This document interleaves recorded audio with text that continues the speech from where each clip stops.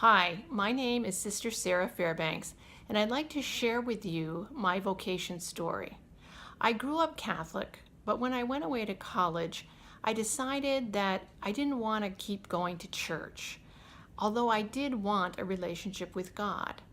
I was a history major, and in my junior year, my department chair called me in and said I needed to take a course in the Reformation through the religion department because of the political ramifications that the Reformation had for the world.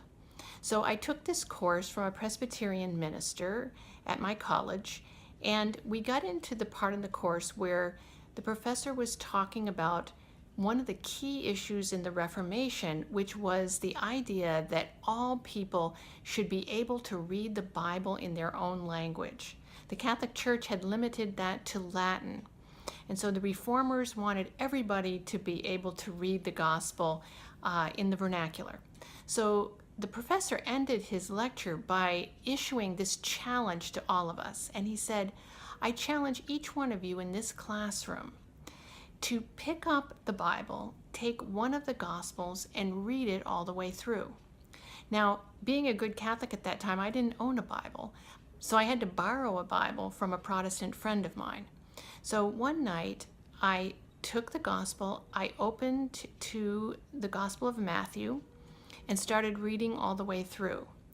And as I got to the Sermon on the Mount, where Jesus is saying, ask and you shall receive, seek and you shall find, knock and it shall be opened unto you, it was for the first time I heard God actually saying those words directly to me.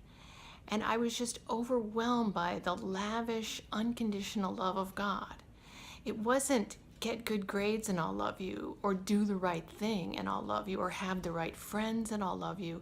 It was just ask and you shall receive, seek and you shall find, knock and it shall be opened unto you, this easy access to God.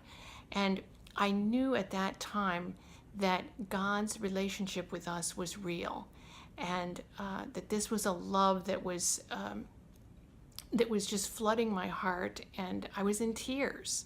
And for the whole next month, I kind of walked around on a high, oh, the sky is so blue. And so the challenge became for me, how do I develop a relationship with God? Because certainly every time you open the Bible, you're not going to have that kind of experience.